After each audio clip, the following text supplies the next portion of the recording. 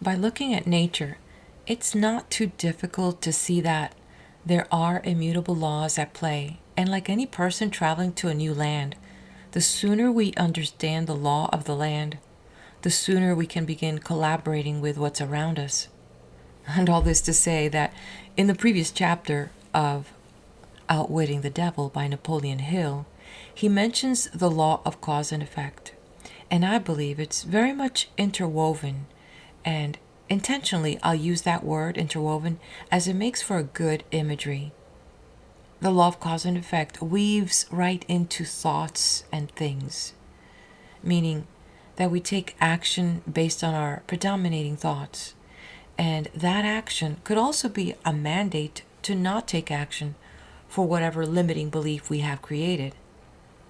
So if we go back to our very own mind, if we dare to inflict self-judgment, do we fill our mind with negative thoughts or do we fill them with positive thoughts? In the Confession with the Devil, at some point, the devil says that it's in the mind that he likes to find his way into people, especially in a mind that has made room for negative thinking. So to stick with that weaving theme, do you think that we create patterns in the way we think due to the habit of how we think? I'm beginning to think so. Have you ever thought that the way you think is so ingrained that it has designed a pattern in your mind? You know, that saying, you can't teach all dog new tricks. Well, how does your pattern look? Do you like what you see? And if you have a hard time seeing it, well, I'm learning that this world out here is a projection of our thoughts. So I guess all we have to do is look around ourselves. What do we see? Well, we're seeing a reflection of the life we live. It's projecting back at us. We don't have to go too far, huh?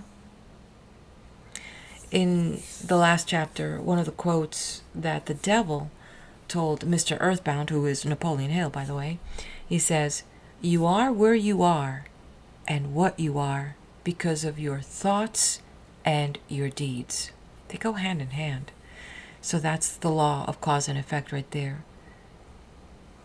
The thought is the cause. The effect is the action. Welcome. I'm Daisy, your hostess. We're heading into Chapter 7 of Outwitting the Devil by Napoleon Hill, annotated by Sharon Lechter. As I read through the book, at the moments where I say notes, that's Sharon Lechter's annotated comments that she dispersed throughout the book. If you found me at this video, you can access the previous chapters from my playlist. And to my subscribers, welcome back. I'm enjoying your notes and your comments. Thank you for letting me know you stopped by. Let's go ahead and turn the page to Chapter 7, Seeds of Fear. Question. I have often wondered why your opposition, what we earthbound call God, does not annihilate you. Can you tell me why? Answer. Because the power is as much mine as his. It is as available to me as to him.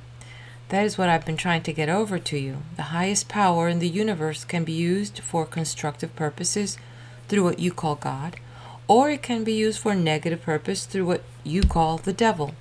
And something more important still. It can be used by any human being just as effectively as by God or the devil. Question. You make a far-reaching claim. Can you prove your claim? Answer. Yes, but it would be better if you proved it for yourself. The devil's word is not worth much among you earthbound sinners. Neither is God's word. You fear the devil and refuse to trust your God. Therefore, you have but one source available through which you may appropriate the benefit of universal power, and that is by trusting and using your own power of thought. This is the direct road to the universal storehouse of infinite intelligence. There is no other road available to any human being. Question. Why have we earthbound not found the road to infinite intelligence sooner? Answer. Because I have intercepted you and led you off the path by planting in your minds thoughts which destroy your power to use your minds constructively. I have made it attractive to you to use the power of infinite intelligence to attain negative ends through greed, avarice, lust, envy, and hatred. Remember, your mind attracts that which your mind dwells upon. To divert you away from my opposition, I had only to feed you on thoughts helpful to my cause. Question. If I understand what you are saying, you are admitting that no human being need fear the devil or worry about how to flatter God. Answer. That is precisely. This admission may put a crimp in my style, but I have the satisfaction of knowing it may also slow down my opposition by sending people direct to the source of all power. Note. Here, as in some other points during the dialogue, Hill gets explicitly theological, using the devil as a foil and letting words come out of the mouth of the symbol of evil. Napoleon Hill can lay out his thoughts and feelings about God, infinite intelligence, as the ultimate source for his overall philosophy of success. End note. Question. In other words, if you cannot control people through negative bribes or fear, then you wish to kick over the entire apple cart and show people how to go directly to God? Are you by any chance in politics too? Your technique seems frightfully familiar. Answer. Am I in politics? If I'm not in politics, who do you believe starts depressions and forces people into wars? Surely you would not lay this at the door of my opposition? As I have already told you, I have allies in all walks of life to help me in connection with all human relationships. Question. Why don't you take over the churches and use them outright in your cause? Answer. Do you think I am a fool? Who would keep alive the fear of the devil if I subdued the churches? Who would serve as a decoy to attract the attention of people while I manipulate their minds if I did not have some agency through which to sow the seeds of fear and doubt? The cleverest thing I do is to use the allies of my opposition to keep the fear of hell burning in the minds of people. As long as people fear something, no matter what, I will keep a grip on them. Question. I am beginning to see your scheme. You use the churches to plant the seed of fear and uncertainty and indefiniteness in the minds of people. These negative states of mind cause people to form the habit of drifting. This habit crystallizes into permanency through the law of hypnotic rhythm. Then the victim is helpless to help himself. Is that right? Hypnotic rhythm, then, is something to be watched and respected? Answer. A better way of stating the truth is that hypnotic rhythm is something to be studied, understood, and voluntarily applied to attain definite desired ends. Question. If the force of hypnotic rhythm is not voluntarily applied to attain definite ends, may it be a great danger?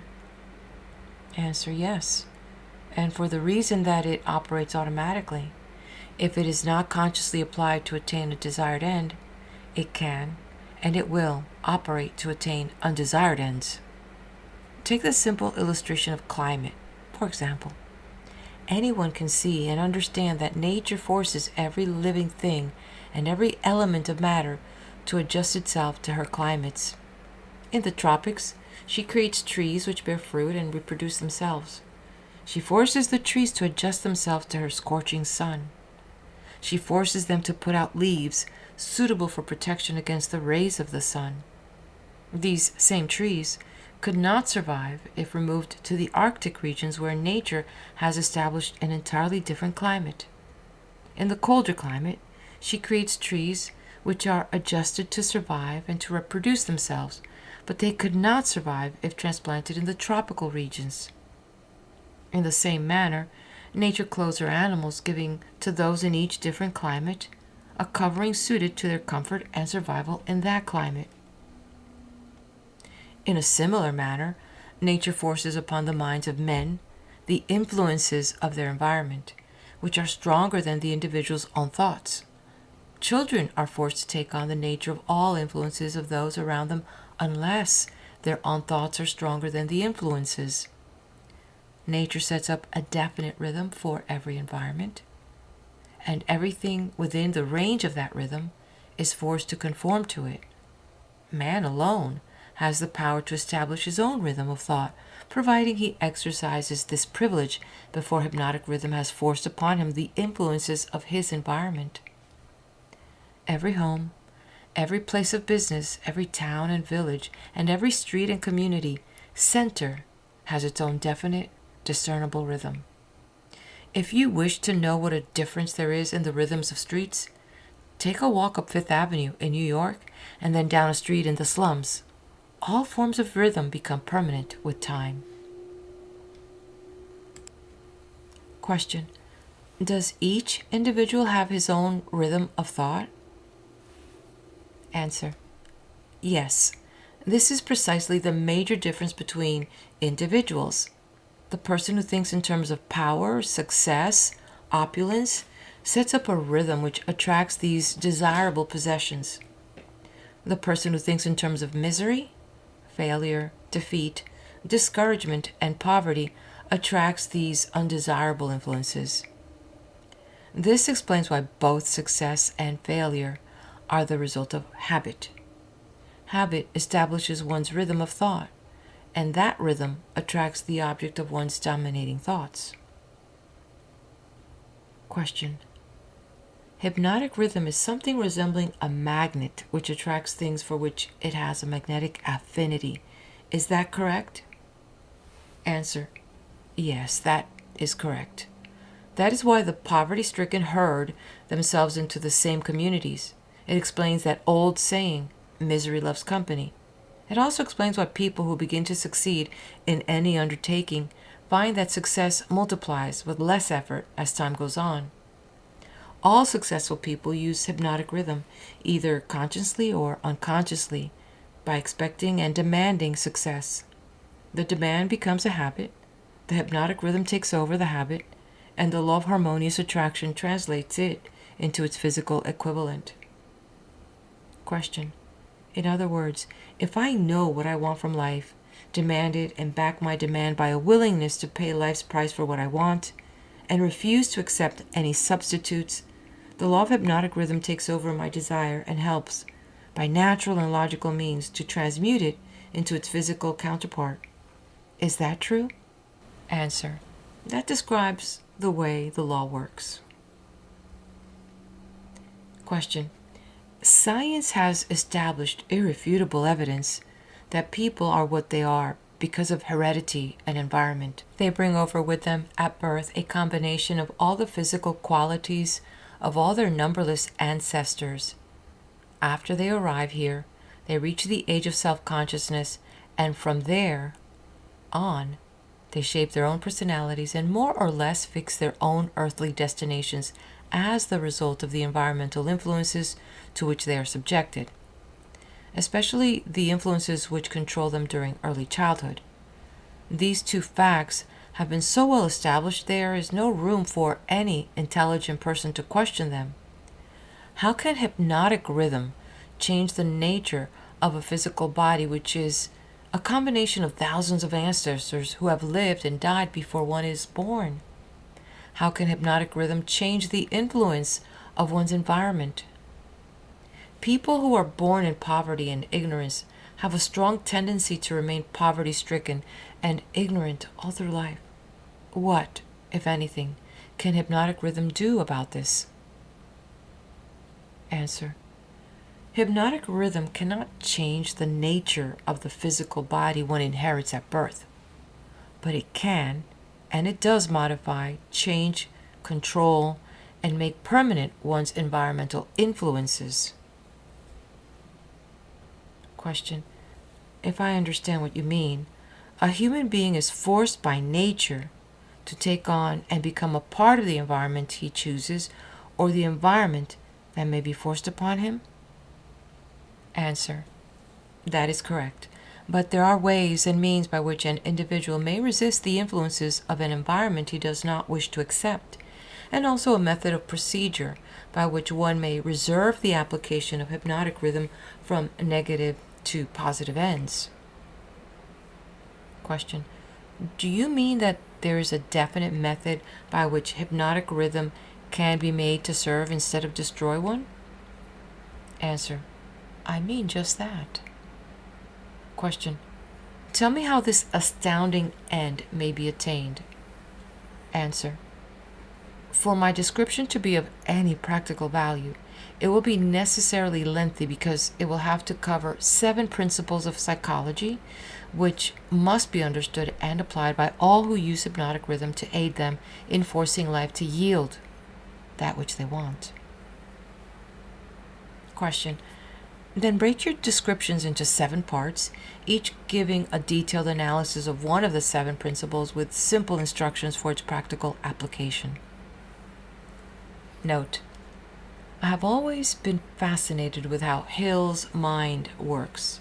After building a case for impending doom, he now reveals the lifeline for anyone seeking success. This is a critical turning point. As you read further, will his 7 principles capture your imagination as they did mine? End of chapter. Stay right here with me as we roll into chapter 8, titled Definiteness of Purpose. Question: Your Majesty will now proceed to unfold the secrets of the 7 principles through which human beings may force life to provide them with spiritual, mental, and physical freedom. Note: in the rest of the book, Hill discusses these 7 principles to attain spiritual, mental, and physical freedom. 1. Definiteness of purpose. 2. Mastery over self. 3. Learning from adversity. 4. Controlling environmental influence, associations. 5. Time. Giving permanency to positive rather than negative thought habits and developing wisdom. 6. Harmony. Acting with definiteness of purpose to become the dominating influence in your own mental, spiritual, and physical environment. 7. Caution. Thinking through your plan before you act. End note. Do not be sparing in your description of these principles. I want a complete illustration of how the principles may be used by anyone who chooses to use them. Tell us all you know about the principle of definiteness of purpose. Note: the interrogator gains some momentum here and goes for the jugular. Do we have the courage at moments of opportunity to act as aggressively and with definiteness of purpose? End note.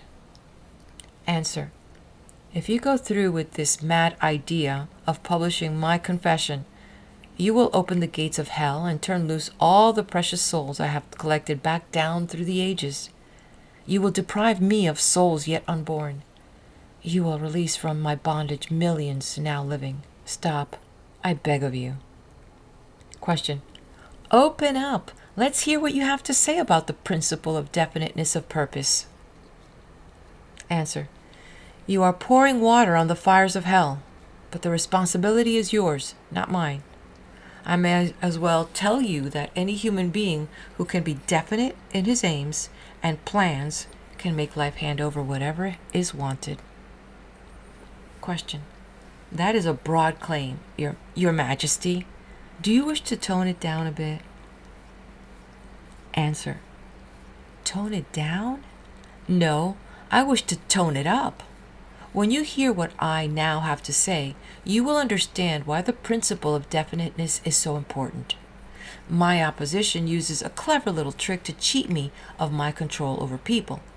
The opposition knows that definiteness of purpose closes the door of one's mind so tightly against me that I cannot break through unless I can induce one to form the habit of drifting. Question. Why doesn't your opposition give your secrets to all people by telling them to avoid you through definiteness of purpose? You have already admitted that 2 out of every 100 people belong to your opposition. Answer. Because I am more clever than my opposition. I draw people away from definiteness with my promises. You see, I control more people than my opposition because I am a better salesman and a better showman. I attract people by feeding them liberally of the thought habits in which they like to indulge. Question. Is definiteness of purpose something with which one must be born, or may it be acquired? Answer. Everyone, as I have told you before, is born with the privilege of being definite, but 98 out of every 100 people lose this privilege by sleeping on it. The privilege of definiteness can be maintained only by adopting it as a policy by which one is guided in all the affairs of life. Question. Oh, I see. One takes advantage of the principle of definiteness just as one may build a strong physical body through constant systemic use. Is that it? Answer. You have stated the truth clearly and accurately. Question. Now I think we're getting somewhere, Your Majesty. We have at long last found the starting point from which all who become self-determining in life must take off. We have discovered from your astounding confession that your greatest asset is man's lack of caution, which enables you to lead him into the jungle of indefiniteness through simple bribes. We have learned, beyond the question of doubt, that anyone who adopts definiteness of purpose as a policy and uses it in all of his daily experience cannot be induced to form the habit of drifting. Without the aid of the drifting habit, you are powerless to attract people through promises. Is that correct? Answer. I couldn't have stated the truth more clearly myself. Question. Go ahead now and describe how people neglect their privilege of being free and self-determining through indefiniteness and drifting. Answer. I have already made brief reference to this principle, but I will now go into more minute details as to how the principle works. I shall have to begin at the time of birth. When a child is born, it brings with it nothing but a physical body representing the evolutionary results of millions of years of ancestry. Its mind is a total blank. When the child reaches the age of consciousness and begins to recognize the objects of its surroundings, it begins also to imitate others. Imitation becomes a fixed habit. Naturally, the child imitates, first of all, its parents. Then it begins to imitate its other relatives and daily associates, including its religious instructors and school teachers.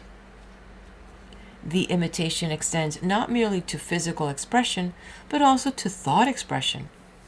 If a child's parents fear me and express that fear within range of the child's hearing, the child picks up the fear through the habit of imitation and stores it away as a part of its subconscious stock of beliefs. If the child's religious instructor expresses any form of fear of me, and they all do, in one form or another, that fear is added to the similar fear passed to the child by its parents, and the two forms of negative limitations are stored away in the subconscious mind to be drawn upon and used by me later in life. In a similar way, the child learns by imitation to limit its power of thought by filling its mind with envy, hatred, greed, lust, revenge, and all other negative impulses of thought which destroy all possibility of definiteness. Meanwhile, I move in and induce the child to drift until I bind its mind through hypnotic rhythm. Question. Am I to understand from your remarks that you have to gain control of people while they're very young or lose your opportunity at them altogether? Answer: I prefer to claim them before they come into possession of their own minds. Once any person learns the power of his own thoughts, he becomes positive and difficult to subdue. As a matter of fact, I cannot control any human being who discovers and uses the principles of definiteness. Question: Is the habit of definiteness a permanent protection against your control? Answer: No, not by any means. Definiteness closes the door of one's mind to me only as long as that person follows the principle as a matter of policy. Once any person hesitates, procrastinates, or becomes indefinite about anything, he is just one step removed from my control. Note: Says the devil, once any person hesitates, procrastinates, or becomes indefinite about anything, he is just one step removed from my control. The metaphysical and spiritual aspects of the author's philosophy are on display in these responses by the devil. What he calls definiteness is today often called intention, or being goal-driven, or purpose-driven. End note.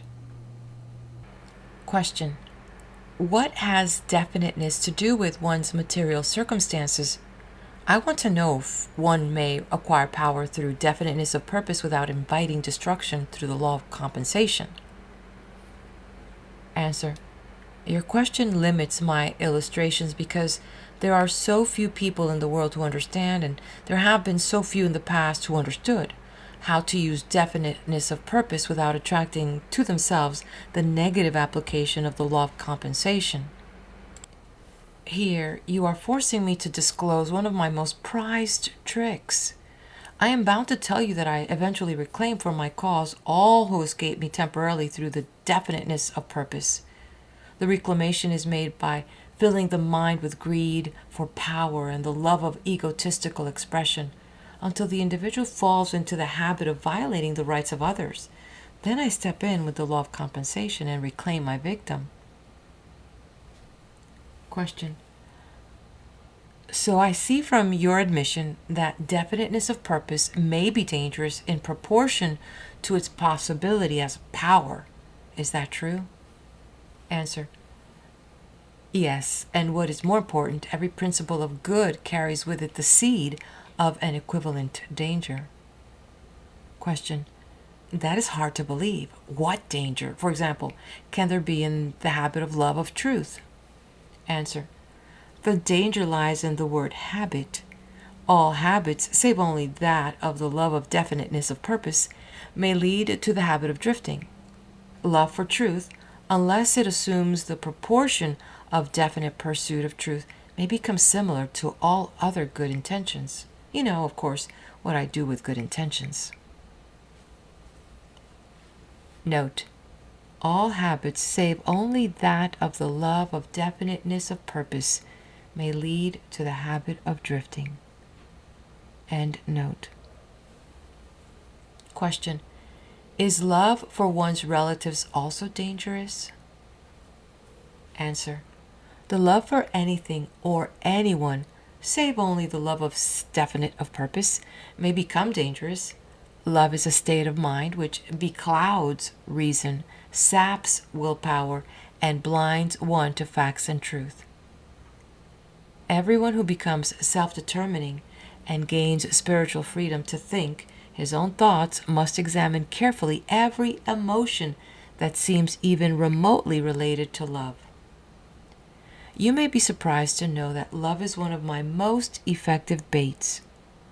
With it, I lead into the habit of drifting those whom I could attract with nothing else. That is why I have placed it at the head of my list of bribes. Show me what any person loves most, and I will have my cue as to how that person can be induced to drift until I bind him with hypnotic rhythm. Love and fear combined give me the most effective weapons with which I induce people to drift. One is as helpful to me as the other. Both have the effect of causing people to neglect to develop definiteness in the use of their own minds. Give me control over a person's fears and tell me what he loves most, and you may as well mark that person down as my slave. Both love and fear are emotional forces of such stupendous potency that either may completely set aside the power of will and the power of reason. Without will and reason, there's nothing left to support definiteness of purpose. Question. But, Your Majesty, life would not be worth living if people never felt the emotion of love. Answer. You are right as far as your reasoning goes, but you neglected to add that love should be under one's definite control at all times. Of course, love is a desirable state of mind, but it is also a palliative which may be used to limit or destroy reason and willpower, both of which rate above love in importance to human beings who want freedom and self-determination. Question. I understand from what you say that people who gain power must harden their emotions, master fear, and subdue love. Is that correct? Answer. People who gain and maintain power must become definite in all their thoughts and all their deeds. If that is what you call hard, then they must become hard. Question. Let us look into the sources of advantage of definiteness in the everyday affairs of life. Which is more apt to succeed? A weak plan applied with definiteness, or a sound, strong plan indefinitely applied? Answer. Weak plans have a way of becoming strong if definitely applied. Question.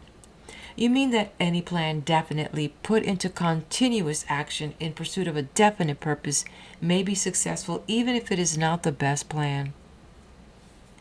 Answer. Yes, I mean just that. Definiteness of purpose plus definiteness of plan by which the purpose is to be achieved generally succeeds, no matter how weak the plan may be. The major difference, a sound and an unsound plan, is that the sound plan, if definitely applied, may be carried out more quickly than an unsound plan.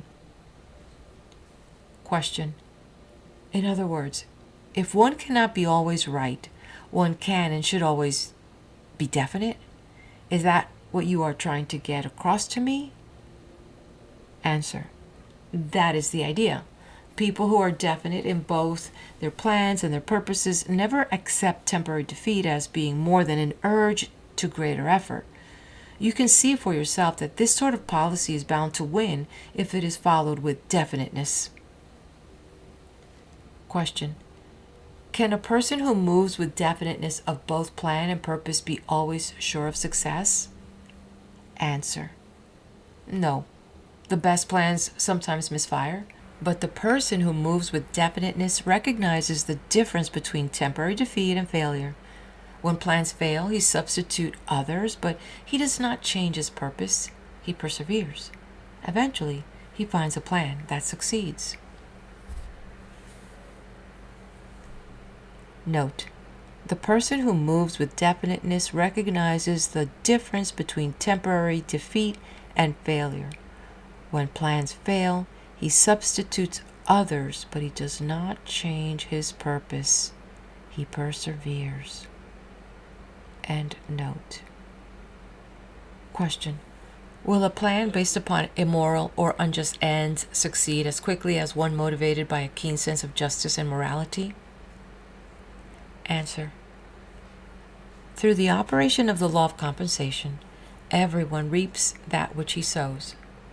Plans based on unjust or immoral motives may bring temporary success, but enduring success must take into consideration the fourth dimension, time. Time is the enemy of immorality and injustice. It is the friend of justice and morality. Failure to recognize this fact has been responsible for the crime wave among the youths of the world. The youthful, inexperienced mind is apt to mistake temporary success for permanency. The youth often makes the mistake of coveting the temporary gains of immoral, unjust plans, but neglects to look ahead and observe the penalties which follow as definitely as night follows day. End of chapter. I'll meet you at the next video as we continue reading the book titled Outwitting the Devil by Napoleon Hill.